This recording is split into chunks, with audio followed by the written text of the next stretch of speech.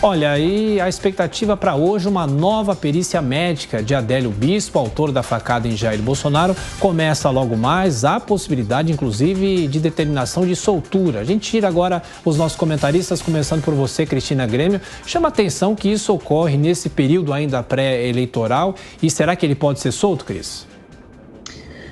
Tiago, a mim chama a atenção sim esse timing, né, dessa possibilidade de soltura. A gente sabe que ele se manteve preso aí, considerado fora das faculdades mentais. Então, se uma pessoa que foi considerada assim recentemente, há poucos anos, e que cometeu o atentado, que cometeu uma tentativa de homicídio, precisamos lembrar disso, e que ainda não sabemos quem mandou matar Jair Bolsonaro, porque Adélio não confessou e não falou, e a justiça e a polícia também não entregaram a informação para a população sobre quem bancou os advogados, como ele tinha dinheiro para se sustentar sem trabalhar, como ele tinha tantos celulares, se era um desempregado, por que o nome dele apareceu como visitando a Câmara dos Deputados no dia em que ele estava em Juiz de Fora dando uma facada, tentando matar um candidato à presidência da República. Então, se esse personagem que tem todas essas perguntas não respondidas, carimbadas em seu currículo, ainda era considerado fora das faculdades mentais até pouco tempo atrás, por que voltaria às ruas agora, no início de uma nova campanha eleitoral, com o mesmo personagem que já foi vítima dele estando na campanha? Eu tenho muita preocupação em relação a isso. O presidente só não morreu por sorte, no mínimo, naquele 6 de setembro. Será possível que ainda não deu para decidir se Adélio tem problemas psiquiátricos ou não? Se pode responder por si pelo crime? É possível que um homem desse fique solto ou ele deve ficar, no mínimo, também num hospital psiquiátrico? São essas perguntas que tem muita gente fazendo, Adriana. Infelizmente, a justiça brasileira, o nosso sistema de justiça criminal, não cansa de nos surpreender negativamente, né? É uma combinação de fraqueza da legislação penal com o ativismo judicial sempre a favor dos criminosos. É lógico que o Adélio é perigoso, não é possível que alguém ainda tenha dúvida sobre isso. E aí, se ele tem consciência do que fez, ele tem que ser punido duramente. Se ele não tem consciência do que fez, é inimputável, então ele tem que ser internado pelo resto da vida. O que se vê nesse caso aí é o que a gente sempre vê na justiça criminal. Para o criminoso tudo, todos os benefícios, todas as proteções, para a vítima o sofrimento e o esquecimento. Só que tem um problema. Nesse caso, a vítima é o presidente da República, mais popular talvez desde Getúlio Vargas. E aí fica mais gritante ainda a assimetria de tratamento, né? Reparem todos que esse crime não foi considerado uma ameaça ao Estado democrático de direito, não foi considerado uma ameaça às instituições. A gente só tem que perguntar, por quê? Cristina, esse é um caso que dá muita margem para especulações e teorias conspiratórias. É um caso mal investigado?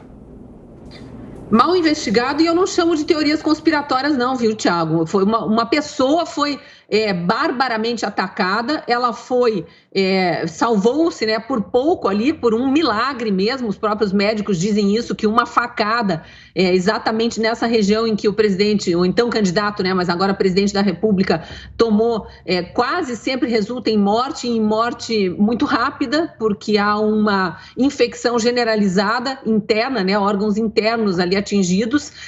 O presidente realmente ele foi socorrido muito rapidamente, teve a sorte de ter um hospital perto, uma equipe médica muito competente que atendeu prontamente, e a gente também, como brasileiro, fica feliz que naquele momento conseguiram prender esse cidadão. Infelizmente, até hoje, o crime não esclarecido.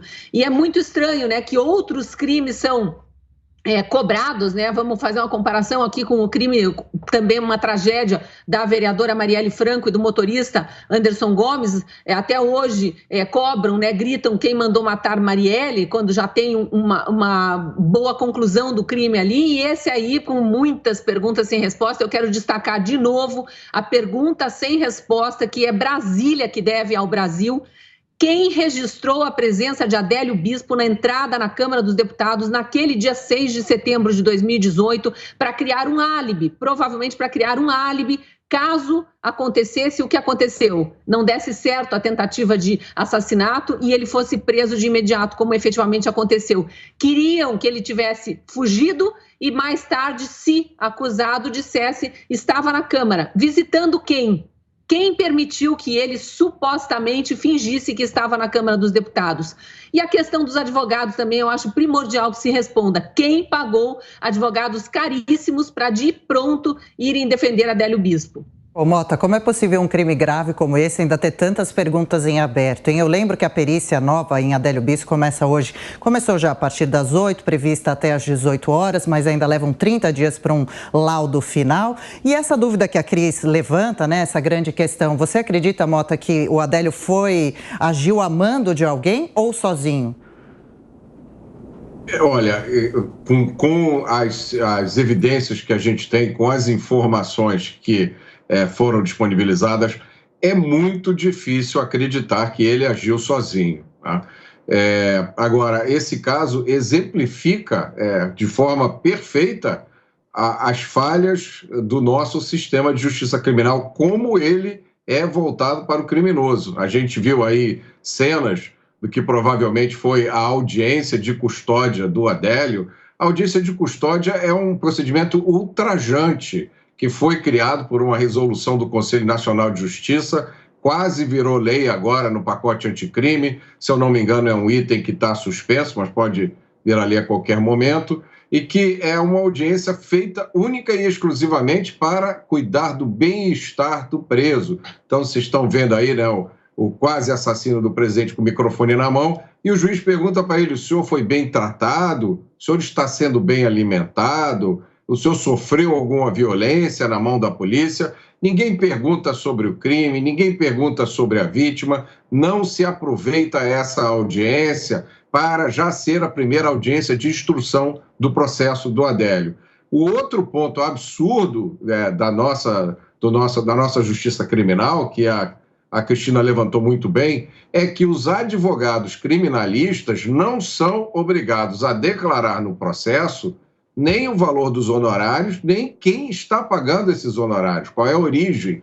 Então, você dá margem a que aconteça isso. Um crime gravíssimo, com repercussões muito sérias.